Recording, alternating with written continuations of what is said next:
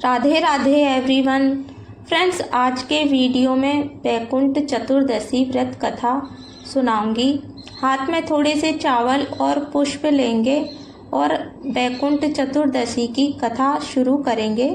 एक बार पृथ्वी लोक पर भ्रमण करते करते पृथ्वी लोक पर मनुष्यों को कष्ट में देखते हुए नारद मुनि बहुत ही परेशान हुए। वो वैकुंठ धाम में भगवान विष्णु के पास गए। भगवान विष्णु ने उन्हें आदर सहित आसन देकर बिठाया। तब नारद मुनि ने कहा, हे भगवान, जो आपके भक्तगण हैं वो आपको सहजता से प्राप्त कर लेते हैं, लेकिन जो सामान्य मनुष्य हैं वो आपको कैसे प्राप्त करें, वो कष्टों से कैसे मुक्त हो, इसका कोई सरल उपाय बताइए। तब भगवान विष्णु बोले, हे नारद जी, मनुष्यों के कल्याण के लिए बहुत ही उत्तम प्रश्न पूछा है, तो सुनिए। कार्तिक मास के शुक्ल पक्ष में आने वाली चतुर्थी को जो भी मनुष्य मेरा व्रत पूजन करेगा, दीपदान करेगा, उसको बहुत ही सहज भाव से वैकुंठ प्राप्ति होगी, उसे नरक से छुटकारा मिल जाएगा। ये कहकर भगवान विष्णु ने जय विजय को बुलाया और वैकुंठ धाम के द्वार खुलाए। वैकुंठ चतुर्दशी के दिन वैकुंठ धाम के द्वार खुले रहते हैं। इस दिन जो कोई भी भगवान विष्णु का व्रत कथा सुनता है उसको वैकुंठ धाम की प्राप्ति होती है। फिर भगवान विष्णु ने नारद जी को कथा सुनाई। बहुत समय की बात है, उज्जैन नगरी में धनेश्वर नाम का एक ब्राह्मण रहता था। वो ब्राह्मण कपड़े और चमड़े का व्यापार करता था। बहुत ही पापी दुष्ट प्रवृत्ति का वो ब्राह्मण था। व्यापार के लिए ब्राह्मण को नगर नगर घूमना पड़ता था। एक बार कार्तिक मास के महीने में ब्राह्मण नर्मदा नदी के किनारे से गुजर रहा था। तब उसने देखा कि बहुत से लोग कार्तिक स्नान कर रहे हैं।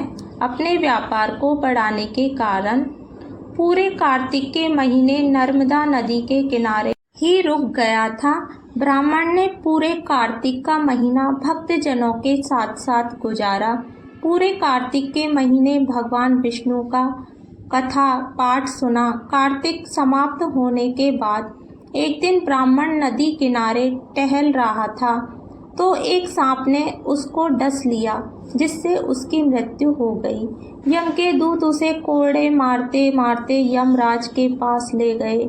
यमराज ने कहा, इस दुष्ट को गरम तेल में डाल दो। जब उसे गरम तेल में डाला गया तो गर्म तेल शीतल जल बन गया।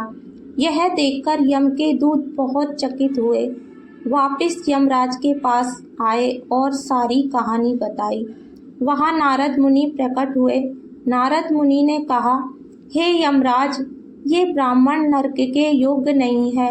जो भी मनुष्य कार्तिक मास के शुक्ल पक्ष आने वाली चतुर्थी को भगवान विष्णु की महिमा सुनता है, किसी भी रूप में भगवान विष्णु का पूजन करता है, उसे वैकुंठ धाम की प्राप्ति होती है।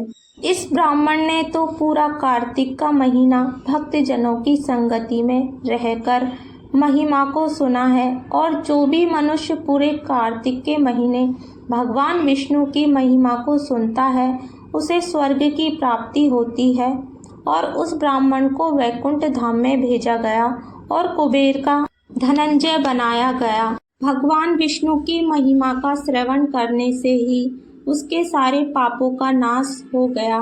वैकुंठ चतुर्दशी के दिन भगवान विष्णु का पूजन अर्चना जो करता है और कथा सुनता है उसके लिए वैकुंठ धाम खुले रहते हैं। हे भगवान, जैसे आपने उस ब्राह्मण को वैकुंठ धाम प्रदान किया, वैसे ही इस कथा को कहते सुनते हुकारा भरते सभी कष्टों का नाश करना और सभी को वैकुंठ धाम प्रदान करना। ये थी वैकुंठ धाम की कथा। फ्रेंड्स, आपको ये मेरा वीडियो पसंद आया हो तो वीडियो को लाइक करना, और आपने अभी तक मेरे चैनल माधव किशोरी को सब्सक्राइब नहीं किया है तो प्लीज़ सब्सक्राइब कर देना। राधे राधे सभी को।